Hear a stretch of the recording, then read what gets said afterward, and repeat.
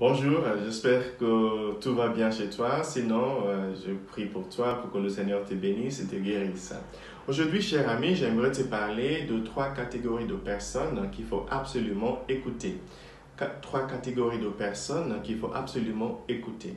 Dans la vie, il y a des choses que nous n'avons pas envie d'entendre. Mais aujourd'hui, le Seigneur nous propose trois personnes qu'il faut surtout écouter. Dans la première lecture qui est tirée du livre de Jérémie, chapitre 26, de versets 1 à 9, nous voyons Jérémie devant le temple. À cette époque-là, il y avait un roi qui s'appelle Joachim qui faisait de n'importe quoi. Et Jérémie a osé le dire et les gens étaient surpris. Après, vous saurez la suite demain. Mais ce qui est intéressant aujourd'hui, c'est qu'il a dit des choses pour agréables, pour confortables pour le roi et les siens. Il y a des gens dans la vie qui vont nous dire des choses difficiles, des vérités qui sont difficiles à avaler. Le Seigneur nous invite ce matin à ne pas tuer le messager, à écouter ces genres de personnes. Tu peux évidemment détester leur manière de le dire, tu peux détester leur manque de respect, mais c'est toujours important d'écouter ce que la personne a dit si c'est la vérité. Cette vérité-là, même si on ne l'aime pas parce que ça nous dérange, ça nous bouscule, elle est importante pour nous. Il y a quelques semaines, je parlais à un ami et quand j'ai fini, il m'a dit « Mike, tu m'as complètement retourné là ». J'ai dit « Désolé, ce n'était pas le but, mais en tant qu'ami, je trouve que c'est mon job de toujours te dire la vérité, même si ça fait mal à entendre ». Chers amis, aujourd'hui le Seigneur nous invite à écouter des Jérémies dans nos vies, des gens qui osent par amour nous dire des vérités, des choses difficiles, mais des choses qui vont nous aider à améliorer notre vie. La deuxième catégorie de personnes que c'est important d'absolument écouter, ce sont les enfants qui ont grandi, le petit qui a grandi. Vous savez, peut-être si tu es chef d'entreprise, je ne sais pas, papa de famille ou maman de famille, tu connais ton enfant où il ou elle était petit ou petite hier. Il ne savait rien, elle ne savait rien. Et d'un coup, aujourd'hui, il a fait des études ou bien il a eu, je ne sais pas, une expérience. Il vient te raconter des choses. Écartons ce moment-là notre orgueil et écoutons ce petit qui a grandi.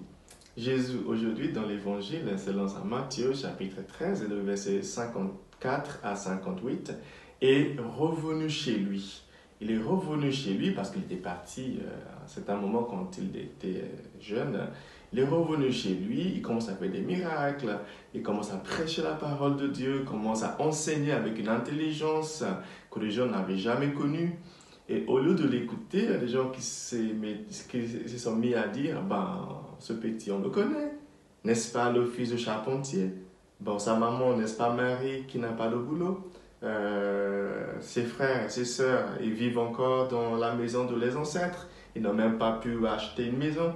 Ils ont continué à dire des choses comme ça au lieu d'écouter Jésus qui maintenant a grandi. Ce matin, le Seigneur nous invite à écouter tous les petits qui ont grandi.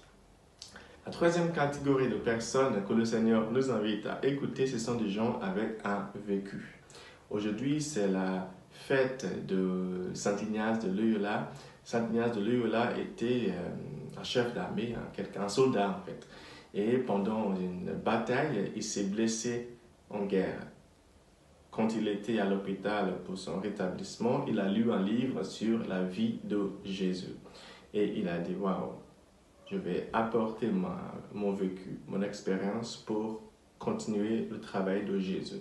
Et il a fondé la compagnie de Jésus, qu'on appelle les jésuites aujourd'hui. On les connaît partout dans le monde. Le pape François est un jésuite, par exemple. Voilà, voyez. Donc, Ignace de Loyola, que nous fêtons sa fête aujourd'hui, a emmené son vécu dans le ministère de sacerdoce. Chers amis, le Seigneur nous invite aujourd'hui à écouter des gens, des savants bien sûr, mais aussi surtout des gens qui ont une expérience, des gens qui l'ont vécu. Ça change tout si la personne qui te parle a un vécu derrière. Vous savez, des choses dont on parle, si on ne les a jamais vécues, c'est pas encore ça. Ah, j'ai rencontré quelqu'un il y a quelques jours qui m'a dit, Mike, quand on t'écoute, on sent qu'il a un vécu derrière ce que tu dis. Et je lui ai dit, je sais pas, mais c'est vrai. Pas de fausse modestie, c'est vrai. Je ne raconte pas ma vie sur cette chaîne, mais tout ce que je vous dis, ce sont des choses que soit j'ai vécues, soit que je suis en train de vivre.